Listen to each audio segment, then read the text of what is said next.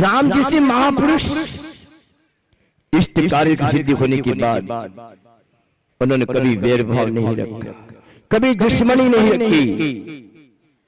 ही आत्मन ही आयुष्मान। वैरभाव संसार में परिभ्रमण कराता है, जिसे जैन आगम में लिखा है कमट और मरुभूति दोनों एक मां के बेटे हैं। कमट और मरुभूति। कमट ने मरुभूति के साथ कितना वैरभाव रखा, कितनी दुश्मनी रखी। वो भाव भाव के में भटकता रहा और मरुभूति क्षमा करते रहे, क्षमा करते रहे, क्षमा करते रहे। इतनी क्षमा की, इतनी क्षमा की कि वो तीर्थंकर भगवान पार्श्वनाथ बन गए। महापुरुष क्षमा कर देते हैं, किसी के साथ वैरभाव नहीं रखना। आप भी नहीं रखना, नहीं तो अनंत संसार में परिभ्रमण करना पड़ेगा। अनंत संसार परिभ्रमण होगा। परिभ्रमण करते करते करते अरे क्या कर रही हो। मैं जब आज से 20 साल 40 साल पहले की बात बताता हूँ। मैं अपने गुरु महाराज दया सागर जी महाराज जी के साथ कर्नाटक प्रांत में बिहार किया। सन 1980 की बात है। मैसूर प्रांत में मेरे गुरु महाराज दया सागर जी अपने विशाल संघ के साथ उस नगर में पहुंचे और वहां हमारा संघ भी पहुंचा था। और एक कोई साधु था, किसी कारणवश उसने अपना पद छोड़ दिया, लेकिन वो विदेश में जाकर के उसने जैन धर्म का प्रचार प्रसार किया। वह साधु पद छोड़ने के बाद विदेश गया, धर्म का प्रचार किया। उन शिष्यों को लेकर के वो मैसूर प्रांत में आया और मैसूर प्रांत में आने के बाद में उसने कहा कि दया सागर जी महाराज जी का संघ यहाँ पर विराजमान है, उनको बुलाओ, उनको बुलाया जाए। शांति से भैया, एक धीरे से धीरे से तो मेरे कहने का तात्पर्य उतना ही है कि दया सागर जी महाराज जी वहां पहुंचे। वो भी आया हुआ था, चित्र भानु उसका नाम था। अपने शिष्यों को लेकर के आया और उसकी पत्नी ने गुजराती भाषा में उसने एक भजन गाया था। मुझे बहुत अच्छा लगा, जो मैं आपके सामने प्रस्तुत करने जा रहा हूं कि मनुष्य के जीवन में मैत्री भाव कैसा होना चाहिए, है? कैसा होना चाहिए मैं आपको बताता हूं। देखो इधर सुनो मेरे सामने। मैत्री भावनो पवित्र झरनो मुझ गैया मावया करे, शुभ थावा सकल विश्वनो एवी भावना नितिरगी। मैत्री भावनो पवित्र झरनो मुझ गैया मावया करे, शुभ थावा सकल विश्वनो एवी भावना नित्य रगी। एक ज्ञानी आत्मा विचार करता है, मैत्री भावनो पवित्र झरनो, जैसे झरने का पानी निरंतर बहता रहता है, झरने का पानी निरंतर बहता रहता है, उसी तरह मेरी आत्मा में भी मैत्री का झरना 24 घंटे बहता रखे।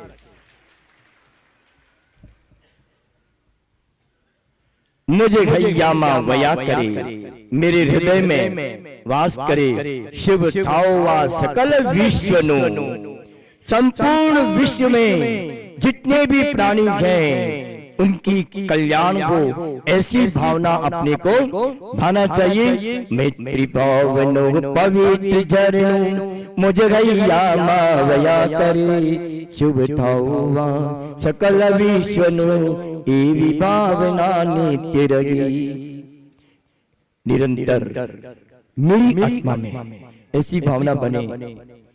विचार करो, मनुष्य पर्याय मिली, चिंतन करो कि संसार में परिभ्रमण करते हुए ऐसा कौन सा जीव है कि जो तुम्हारे माता पिता बंधु परिवार आदि नहीं बनेगा। परिवार में किससे राग, किससे देश, क्यों किसी का सम्मान तो किसी का अपमान क्यों, किसका अहित की भावना क्यों। ये संसार तुम्हारा एक परिवार है। प्रत्येक प्राणी के प्रति मैत्री भाव रखो, प्रत्येक प्राणी के प्रति मैत्री भाव रखो। शावक और साधु धर्म के दो पहिए हैं, धर्म के दो रथ हैं, उनमें अक्षुण्ण मैत्री होती है, एक दूसरे पर आधारित है। दोनों की मैत्री भावना निर्मलता तब तक है समाज में वह धर्म की स्थिति मजबूत बनी रहेगी। मैत्री भाव घट गया तो समाज के अंदर सब विसंवाद पैदा हो जाएगा। शावक आहार देता है। देखो, साधु और शावक में एक अक्षुण्ण मैत्री होती है। साधु 24 घंटे में एक बार आहार लेता है, खड़े होकर के लेता है। उस समय साधु का हाथ नीचे होता है और तुम्हारा हाथ ऊपर होता है। लेकिन जब साधु को आप प्रणाम करते हो, नमस्कार करते हो, उस समय आपका हाथ नीचे रहता है और साधु का हाथ रहता है कि नहीं, रहता है कि नहीं। इसको बोलते हैं मैत्री, इसको बोलते हैं वात्सल्य। वाल्मीकि ऋषि ने वाल्मीकि रामायण लिखी। मैत्री भाव कहो या वात्सल्य भाव कहो, एक ही चीज है। वाल्मीकि ऋषि ने वाल्मीकि रामायण लिखी और उसमें बहुत सुंदर प्रसंग आया है। सुंदर नहीं, अति सुंदर प्रसंग आया, बहुत सुंदर, बहुत सुंदर, इतना सुंदर, इतना सुंदर, इतना सुंदर कि हनुमान के द्वारा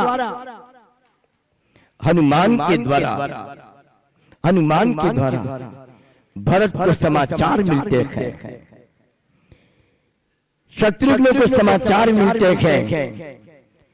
हे भरत, हे भरत, हे शत्रुघ्न, बोलो कि कहो क्या बात है।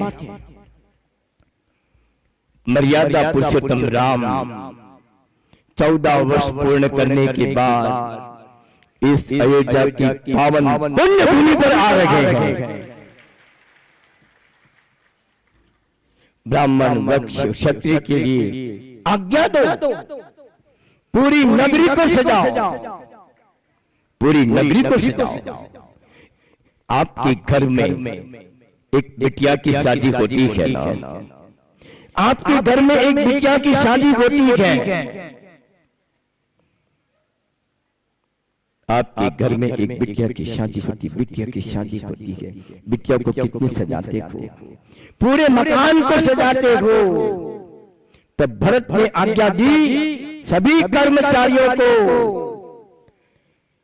कि मेरी आज्ञा है और आदेश है कि मर्यादा पुरुषोत्तम राम 14 वर्ष के बाद इस अयोध्या की पावन भूमि पर आ रहे हैं। इस नगरी को दुल्हन की तरह सजाओ, इस नगरी को दुल्हन की तरह सजाओ, दुल्हन की तरह। भरत का आदेश था, उस नगरी को सजाया गया अच्छी तरह से। और भरत शत्रुघ्न चलते हैं, हाथी घोड़े रथ पदाति सैनी और पूरी नगरी को फूलों से सजाया गया। नगरी को पूरी फूलों से सजाया गया। जैसे आप लोगों ने, आपकी नगरी में कोई संत आता है तो आप उसके ऊपर पुष्प वृष्टि करते हैं ना, तो ये सब संत के पुण्य का प्रभाव होता है कि वो उस भरत ने उस अयोध्या को सजाया और भरत राम को लेने के लिए चले जाते हैं और भरत और राम का जो मिलन होता है वो दुनिया के अंदर एक अद्भुत मिलन होता है, अद्भुत मिलन होता है और मिलते हैं भाई भाई आपस में मिलते हैं। यही वात्सल्य है, यही मैत्री भाव कहलाता है। इसी बात को मैं जैन रामायण पद्म पुराण ग्रंथ के अंदर भी उल्लेख मिलता है। वाल्मीकि ऋषि तो कहा ही है, लेकिन जैन रामायण पद्म पुराण ग्रंथ में भी हनुमान के द्वारा समाचार मिलते हैं और राम लक्ष्मण सीता विमान में बैठ करके आ रहे थे।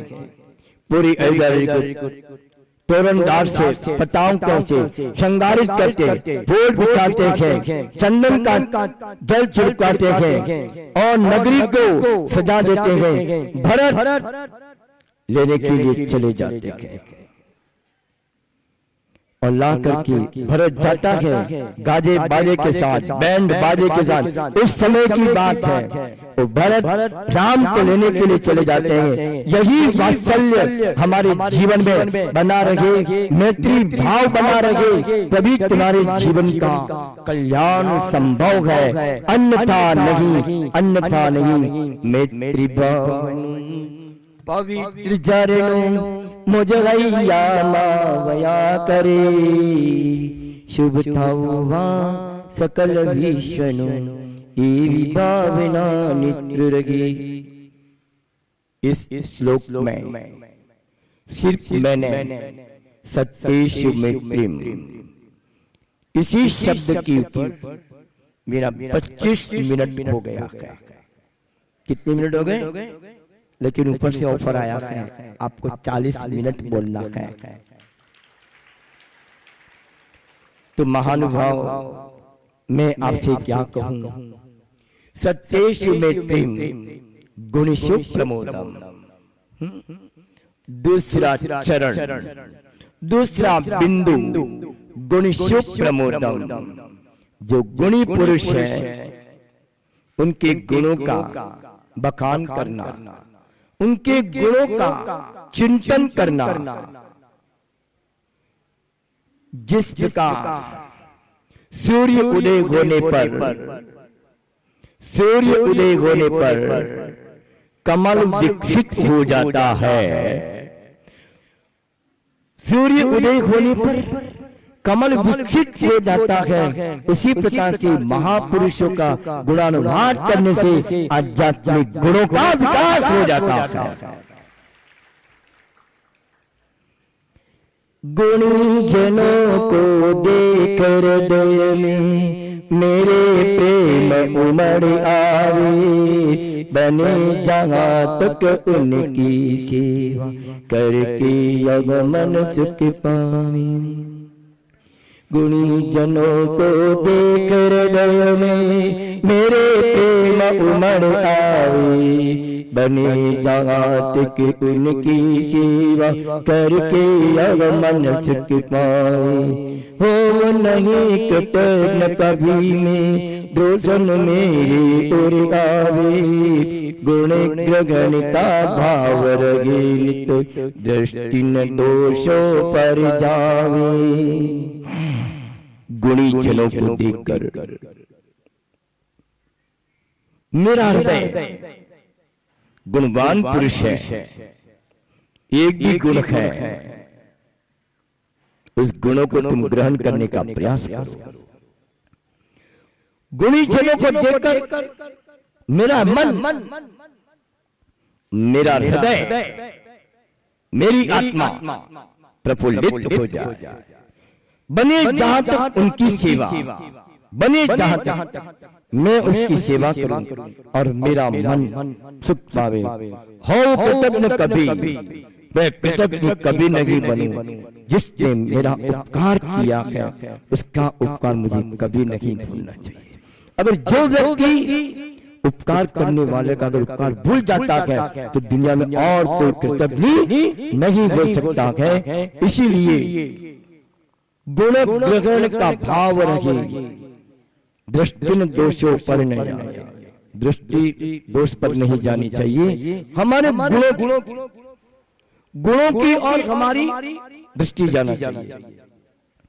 संसार में व्यक्ति की पूजा नहीं, उसके गुणों की पूजा है। व्यक्ति नहीं, उसके गुणों की पूजा है। आचार्य कुंद स्वामी लिखते हैं, नविदे गोविंद जय, नव्य कुलो नव्य जाय संयुक्तो, को वंदन गुणहीनो न साहु सवनो न सावोई। नविदे मनुष्य का शरीर नहीं पूजा जाता है, मनुष्य का शरीर नहीं पूजा जाता है, और न ही उसकी कुल की पूजा होती है। नवि देवो विंजते, मनुष्य का शरीर नहीं पूजा जाता, मनुष्य की जाति नहीं पूजी जाती, मनुष्य का कुल नहीं पूजा जाता है, बल्कि उनके गुणों की पूजा होती है। इसलिए गुणों की पूजा तुम करो।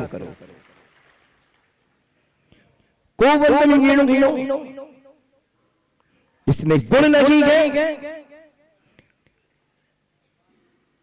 ऐसे शावक और साधु की वंदना भी नहीं करनी चाहिए। गुणों से गुणों की पूजा करो।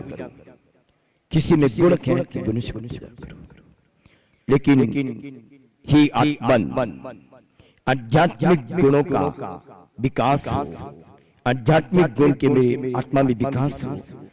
वो गुण मिलेगा आपको विनय से, विनय के बिना गुण नहीं मिलेगा। विनय से ही शिक्षा मिलेगी, विनय से ही विद्या की प्राप्ति होगी, विनय से ही गुणों की प्राप्ति होगी।